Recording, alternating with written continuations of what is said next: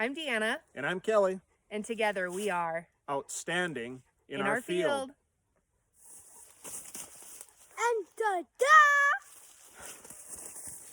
Hello, I'm Kelly, and welcome to episode 1 of Outstanding in Our Field, where we're going to bring you information on why we chose to go down the path of regenerative agriculture and how this affects you and the future of this planet. Okay, we were no-till farmers for 20 some years, and we chose to adopt a regenerative system because we were on a mission to provide a healthier, better future for us and our family, and to create a sustainable system that for the next 100 years our kids could be a part of. One that took care of itself, one that fed itself as long as we cared for it. So what exactly does regenerative agriculture mean to us? Regenerative agriculture means no tillage, no synthetic nutrients, no fungicides, no insecticides, no seed treatments, no GMOs.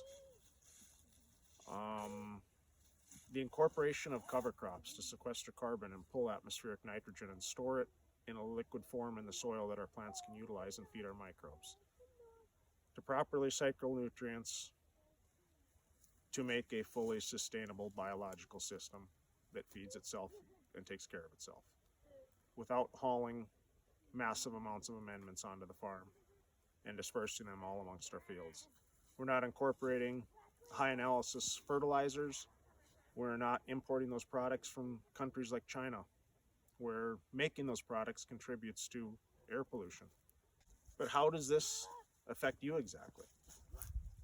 This is going to make a change in the food system, a change for everyone, a healthier future, a future where someday maybe our children can go to school without wearing a mask. We can restore the nutrient density of the food that we eat every day. The food you're eating today has been pumped up with synthetic fertilizers, chemicals, fungicides, feeding you hollow calories, lacking the immune functions.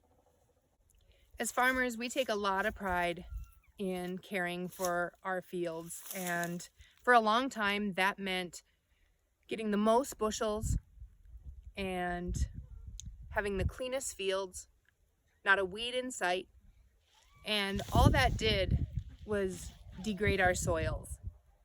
And degraded soils raise unhealthy plants. We have been regenerative farmers for the last 6 seasons, and before that we were no-till conventional farmers. And why we're doing things differently is we want our farm to be here for another 100 years, for our kids to be able to farm it, and for their kids to be able to farm it. Regenerative agriculture is the only sustainable means of farming. It's not always easy to do the opposite of maybe what all the other farmers around us are doing. Our fields look different than the other farms around us. How are you going to prepare your field to plant it? What are you going to do with it? This field doesn't look like the neighbors. The neighbors have black worked fields that are all groomed one level and are smooth, with no plants and different things growing in it. What are all these things growing? This is our cover crop. We believe in diversity on our farm. And one of the ways that we incorporate diversity on our farm is through cover cropping. And why we're doing it is because diversity is important. Plants of all species to feed a diversity of microorganisms underground, sequestering carbon from the sun. Right here we've got species that have winter killed, along with species of clover growing that are still growing as of today, that will be growing here next spring as we go into planting. So believe it or not, this field behind us is ready to plant. We'll drill right into this The standing safflower will catch snow over the winter on our hilltops and evenly distribute our snowfall so it doesn't blow off into our valleys and our lowlands. Why is that important? Well, so we can hold moisture. We're in the middle of a drought right now. And believe it or not, this cover crop growing did use moisture, but there's more moisture available for the plants because we've created soil armor, shade for the soil so the sun's not evaporating moisture and beating on our bare ground. We need to do something big to change the way food's brought to people all over the world. There's definitely something wrong with the nutrient content and nutrient density in our food. We've created a food supply that's dependent on pharmaceuticals, on high analysis fertilizers. It can't live without it. If we consume those food products, we won't be able to live without the next treatment the big pharmaceuticals have for us that they'll sell us.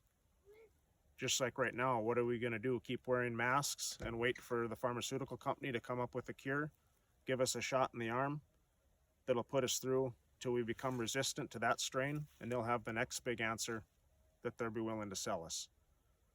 When we can go straight to the cause of the cancers, straight to the cause of the downed immune systems that's allowing viruses to attack large populations, the cause is right under our feet. The cause is what we've done to the microbiome in our ground that produces our food. We can restore that. We can do it. We've proven that, but we can't do it alone. But together, we can change the future. Together, we can have a brighter, healthier future for everyone. A future where our kids can go to school and no longer wear masks. A future where we can get together for Thanksgiving dinner and not be afraid to touch one another. The answer, the solution, is right below our feet. And that is our main focus, to produce a food that has an immune system. So we can grow a crop that doesn't need seed treatments, that doesn't need fungicidal treatments, that doesn't need insecticide treatments, that has high sugar content to resist leaf-feeding insects on its own. So we don't have to buy the next solution in a jug. We can produce a food and a plant that doesn't need high analysis fertilizers. One that takes care of itself. Now think if we have a plant that takes care of itself and can provide for itself and can fight off diseases for itself, and we eat the seeds of those plants pass those same microbial microbes to us through our gut microbiome, so we can have a healthier immune system. So those immunities, those plants that were bred into them, that they were born with, are passed on to us if we consume those plants. But if those plants aren't in the food supply chain, we don't have that option, and we're not consuming those. As farmers, regenerative farming isn't made readily available as an option. In farming, you hear of conventional farming, no-till farming, and organic farming. Most organic farms use a lot of tillage as methods of weed control, which releases carbon into the atmosphere and destroys a vast population of earthworms and destroys the fungal network in the soil, which is the communication network that plants use to communicate amongst each other to exchange nutrients and things. That's why we have a diverse group of plants behind us and not a monoculture. Diversity is important, just like as people on the planet. You get a diverse group of people together, good things happen because you get a lot of different ideas from a lot of different aspects. Plants are communicating the same way. One plant's taking care of the next plant, sharing information, sharing sunlight, sharing photosynthesis, sharing sugars, feeding microbes, cycling nutrients, and they all get along together. So just one species or one race can't do it alone. We need diversity in our systems. We need as much diversity in the fields as we have in the human population. So why is regenerative agriculture and a regenerative system good for you? A regenerative system is going to bring a nutrient-dense, immune-boosting food product for all to consume, changing the way we've looked at the food supply system. Currently, and unfortunately, consumers don't have direct access to regenerative grown crops. We are trying to make a change in that area. Consumers don't know.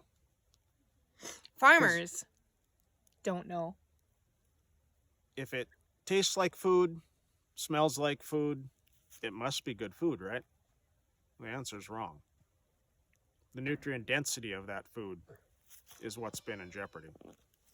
Good food isn't cheap. And cheap food isn't good.